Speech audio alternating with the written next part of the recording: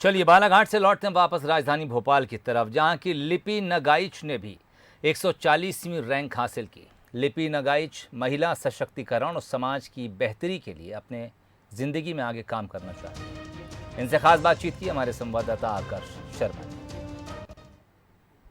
भोपाल के लिए एक आज खुशी का वक्त है, क्योंकि भोपाल की बेटी ने यूपीएससी में 140वीं रैंक हासिल की है और हमारे साथ भी है लिपि नगाइच हैं। लिपि जी, सबसे पहले तो बहुत बहुत बधाई आपको। Thank you so much. Thank you. लिपि जी, सबसे पहले यही पूछूंगा, क्योंकि सबसे टफ एग्ज़ाम माना जाता है यूपीएससी, तो किस तरीके से स्ट्रेटजी आपने की, कैसे पढ़ाई की? मैंने अपनी तैयारी कॉलेज टाइम पे शुरू कर दी थी।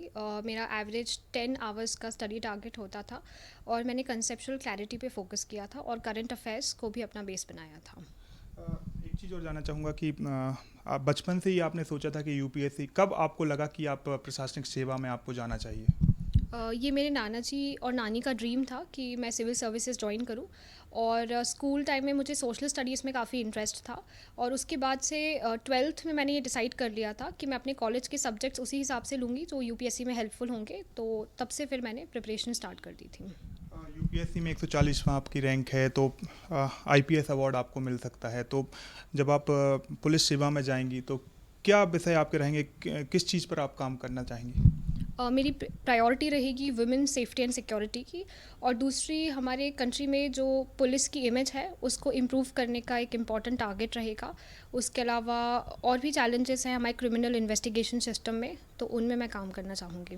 एक चीज़ और ये रहती है कि जब जितने भी युवा वर्ग के लोग हैं, अब वो गवर्नमेंट नौकरी में नहीं जाना चाहते, क्योंकि प्राइवेट सेक्टर में ज़्यादा पैसे भी हैं, देश विदेश घूमने को भी मिलता है, तो आपने प्रशासनिक सेवा क्यों चुना?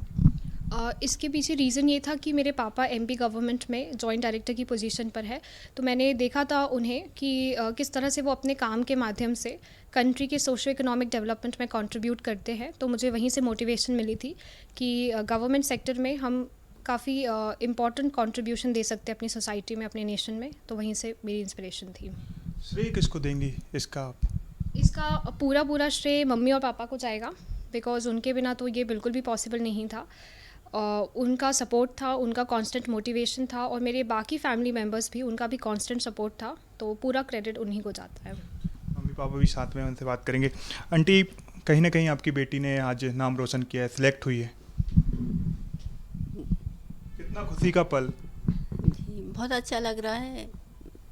इस 140वीं रैंक जो लेके आई है, इसकी भी मेहनत थी, हम लोगों का भी था। लड़कियों को, महिलाओं को ज़्यादा देखा जाता है कि पढ़ाई नहीं कराते हैं, जल्दी शादी कर देते हैं, तो ऐसे माँ बाप से, पेरेंट्स से आप क्या कहना चाहेंगे, क्योंकि आपने अपनी बेटी को पढ़ाया लिखाया और आज इस मुकाम पे खड़ा किया है? उनसे मैं ये कहना चाहूँगी कि ऐसा नहीं है कि लड़कियां हर क्षेत्र में आगे बढ़ सकती हैं, तो ऐसी मतलब सोच जो है वो नहीं रखना चाहिए। अंकल, आपसे जानना चाहूँगा, जब आपकी बेटी ने बताया कि वो प्रशासनिक सेवा में जाना चाहती, काफ़ी टफ एग्ज़ाम रहता, तो आपने किस तरीके से सपोर्ट किया? मुझे चूँकि मैं भी एमपीपीएससी के माध्यम से आया था, तो प्रशासनिक जो परीक्षाएं रहती हैं उनकी समझ थी, तो कठिनाइयाँ थी और कठिन भी है परीक्षा, ये सब चीज़ों से हम अवगत थे। लेकिन उससे अच्छा भी कोई और रास्ता नहीं था।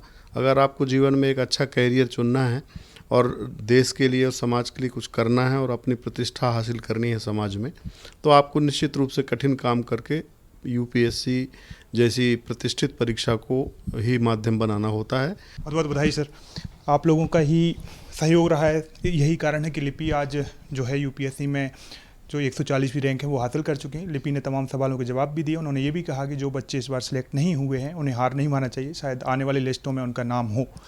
कैमरा पर्सन दिलीप के साथ आकर्ष शर्मा, बंसल न्यूज़, भोपाल।